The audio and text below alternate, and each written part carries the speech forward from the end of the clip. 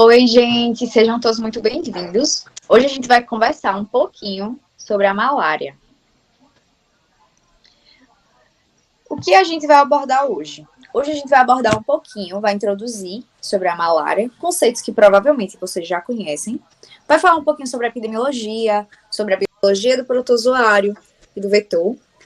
Vamos conversar também sobre o ciclo biológico, a patogenia e o diagnóstico. Então, como muitos de vocês já devem saber, a malária é uma doença infecciosa, onde ocorre febre, e ela é potencialmente grave. Pode chegar a um quadro muito grave. E a sua causa vem através do parasita do gênero Plasmodium. Ela é transmitida ao homem, na maioria das vezes, por picada de mosquitos. E esses mosquitos têm um gênero específico, que é o Anápolis infectados. Além de ter a transmissão através da picada, temos também a transmissão por compartilhamento de seringas, transfusão de sangue, ou até mesmo de forma vertical da mãe para o feto. Já em relação à epidemiologia, é uma doença bastante comum na maior parte dos trópicos. No Brasil não seria diferente, né? A gente tem uma região aqui no país que é bastante endêmica, que é a Amazônia, que é aquela região norte. E aí, existem estudos que mostram que, ela acontece lá, é mais forte lá, por uma série de fatores. Além de ser uma área onde tem bastante florestas, as pessoas lá, além de não conseguirem ter uma assistência médica legal, elas também têm um poder aquisitivo menor. E aí isso impede que eles consigam, comprar repelentes e outras coisas. Pode passar. Como a gente estava no período da pandemia, né? Esses são os dados mais recentes em relação à malária. No mundo, em 2020 foram estimados 241 milhões de casos em cerca de 85 países. Já no Brasil, a gente vê um comparativo de que foram notificados cerca de 145.205 casos de malária. Já em relação ao mundo, houve cerca de 627 mil mortes, né? E no Brasil foram registrados 44 óbitos, o que é algo ainda bem alto, né? Pode passar. E aqui a gente vê a incidência parasitária anual da malária, que, como vocês podem ver, na região norte a gente tem um alto índice. E aí já no resto de todo o país a gente vê que são focos, bem distintos, né? Pode passar. Então, gente, eu vou falar um pouco sobre a biologia do protozoário e depois da malária. A principal forma de transmissão da malária é por meio da picada da fêmea do mosquito Anófelis, e o protozoário causador é o plasmódio. E os principais sintomas são calafrios, calor, suor. E na fase crônica, esse indivíduo pode apresentar uma lesão do fígado e até mesmo causar morte.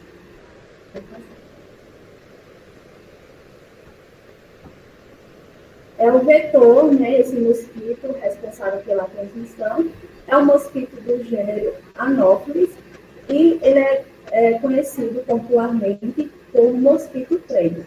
E é bastante importante ressaltar que a fêmea é quem é a responsável pela picada, né? E a fêmea, ao picar, ela injeta uma secreção salivar com substâncias anticoagulantes. E os diferentes tipos, né? Existem 5 tipos de protozoários, né, que causam a malária, só que eu trouxe os principais, que são os mais conhecidos aqui no Brasil, que é o Plasmodium malariae, o Plasmodium falciparum e o Plasmodium vivax.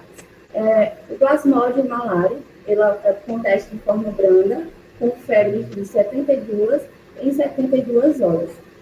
E antigamente era conhecida como febre quarta maligna, que significa que era uma febre, né, um dia com febre, seguida de 3 dias sem febre. E já o plasmódio falcíparo, ela acontece de forma grave, com febre de 36 em 36 horas, e também, antigamente, era conhecido como febre infecção maligna, que seria um dia com febre e 2 dias sem febre. E, por fim, o plasmódio vivax, que também é bastante conhecido, que ocorre de forma intermediária, né, com febres de 48 em 48 horas. Partindo agora para o ciclo biológico da malária, nós podemos perceber que ele é um ciclo heteroxênico, ou seja, tem um ciclo tanto no humano, o hospedeiro vertebrado, quanto no mosquito, que é o hospedeiro invertebrado. Então, no númerozinho 1, vamos começar com o mosquito injetando uma forma chamada esporozoito. Ele injeta no ser humano e vai para a corrente sanguínea. Indo para a corrente sanguínea, ela vai chegar até as células do fígado, ou seja, até os hepatócitos. Penetrando os hepatócitos, essas células elas vão se tornar células infectadas. E aí, se formar os esquizontes, que é outra forma de esporozoito foi para esquizonte. Esse esquizonte, ele vai se transformar em várias célulazinhas filhas, chamadas de merozoítos ou trofozoítos. Pode ser chamado das duas formas. A partir disso daí, formou várias células filhas, esses esquizontes, eles se rompem, e aí nós vamos começar o ciclo eritrocítico. Eritrocítico, que é de eritrócito, ou seja, de hemácias. Então, o que acontece? Rompeu o esquizonte, infectou hemácia. Pode acontecer tanto esse ciclo eritrocítico no ser humano, quanto formar gametócitos para infectar o mosquito. Então, primeiramente, vamos para o ciclo eritrocítico. Infectou hemácia, formou trofozoito maduro. Esse trofozoito maduro vai romper a hemácia e reinfectar novas hemácias, novos eritrócitos, fazendo esse ciclo. O transfozoito imaturo também pode se transformar maduro e se transformar em gametócitos. Essa é a forma infectante para o mosquito. Então, esses gametócitos, eles têm o formato de banana, e aí ele pode ter tanto o gametócito feminino quanto o masculino. Então, o ser humano está infectado com esse gametócito, que é a forma quando o mosquito vem e ele ingere esses gametócitos, ele se torna infectante. Então, como eu disse, tem 2 ciclos, né? Terminou o ciclo no humano, agora a fêmea ingeriu o gametócito, vai fazer o ciclo esporogônico no mosquito. Aí agora, no mosquito, eu vou ter o quê? Infectei com gametócito. Agora eu vou fazer gametogênese. Vou ter diferenciação dos gametos. Então, eu tenho os macrogametócitos e os microgametócitos. Macrogametócito feminino, microgametócito masculino. Ocorreu fecundação. Após ocorrer fecundação, eu transformo em zigoto, que aí, do zigoto, eu formo o ocineto. O ocineto vai para o ocisto, após ele se encistar, ou seja, ele ficar na parede do intestino médio. Esse ocisto vai se romper, e aí, chamado no processo de esporogônia, se rompe, libera os esporozoítos que estão dentro dos oocistos, e aí o mosquito, que está infectado com esporozoito, volta a infectar o humano com a picada. E aí o ciclo volta novamente. Então, gente, eu vou falar um pouquinho sobre a patogenia. A patogênese da malária ela é multifatorial e as manifestações elas acontecem no ciclo eritrocítico, que foi o que Gil acabou de falar, que é quando os eritrócitos eles são rompidos para a liberação dos merozoítas na corrente sanguínea do hospedeiro. E é essa destruição desses eritrócitos que determinam a gravidade da doença. Vale ressaltar que, além da destruição dos eritrócitos, também acontece a liberação de citocinas. E essas manifestações clínicas, elas são oriundas da resposta inflamatória do hospedeiro. E elas variam. Elas podem ser assintomáticas ou podem chegar a complicações graves. Isso depende muito dos fatores genéticos do parasito, do hospedeiro, idade, exposição à infecção, fatores nutricionais, aspectos geográficos e socioeconômicos.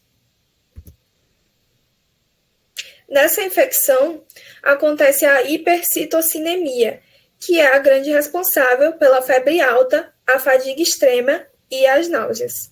Como eu já citei para vocês, essa infecção ela tem um efeito lítico nos eritrócitos e o Plasmodium vivax, eles afetam os reticulócitos, que são eritrócitos mais jovens, assim como o Plasmodium ovale.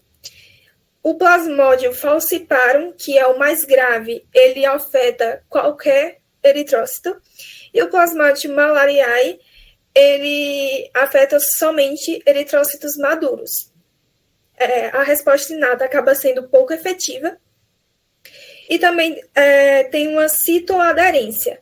Essa citoaderência ela é causada por protusões eletrodensas na superfície dos eritrócitos que são infectados. E isso facilita a aderência a outras células, as células endoteliais.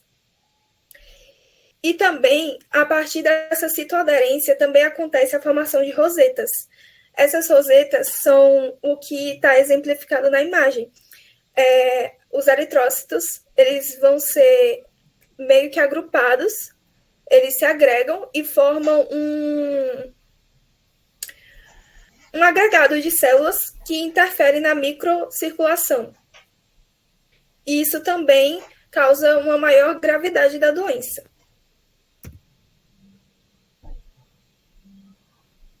Deu uma travadinha. Foi?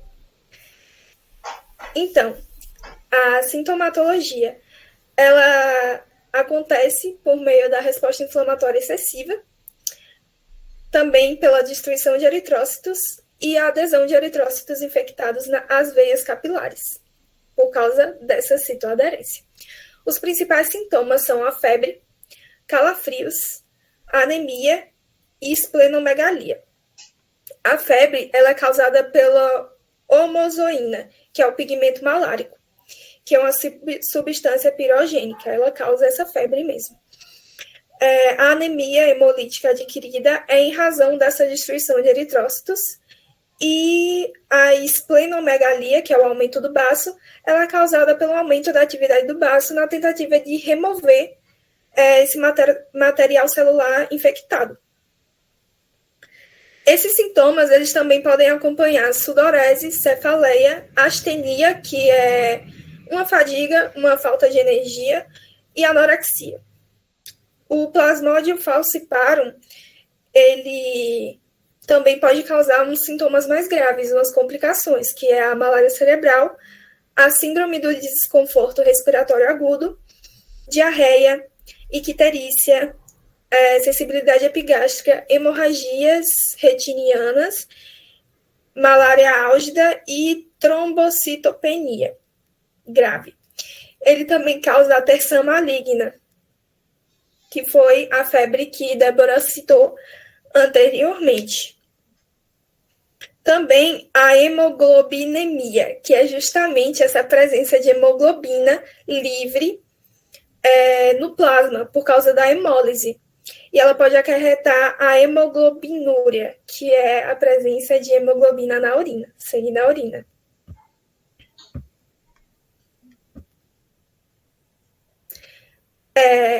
As maiores complicações do Plasmodium vivax, que é o mais comum no Brasil, o Plasmodium ovale e o Plasmodium malariae, eles geralmente não comprometem os órgãos vitais. Por exemplo, o Plasmodium vivax, a maior complicação é a ruptura de baço, por causa da esplenomegalia, anemia e alterações renais e pulmonares.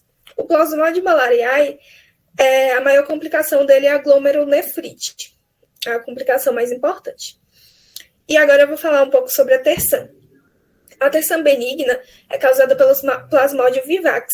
É um ciclo de febre que acontece a cada 48 horas. Ela pode acompanhar mialgia, cefaleia, calafrios, sudorese e pode durar até 3 meses se não tratada. A terçã maligna, ela é causada pelo Plasmodium falciparum e tem acessos febris de 36 horas a 48 horas. Já a terçã benigna, quartã benigna, é causada pelo Plasmodium malariae, com acessos febris a cada 72 horas. E a complicação em relação à gestação é porque a malária ela pode causar baixo peso do neonato, aborto espontâneo, natimortalidade e infecções congênitas. O acesso malárico. O acesso malárico ele é basicamente um pico febril seguido com a sudorese. Começa com um calafrio que vai evoluindo para um calor intenso. Ele começa com uma forte sensação de frio, tremores incontroláveis, náusea e vômito e tem duração de 1 a 2 horas, seguido de um calor intenso. Ele evolui com temperatura alta de 39 graus a 41 graus Celsius, dor de cabeça, náusea e vômito continuam e tem a duração de 2 a 8 horas. E essa temperatura ela vai caindo gradativamente, seguida de sudorese intensa, prostração e sono. E essa queda de temperatura tem uma duração de até 3 horas.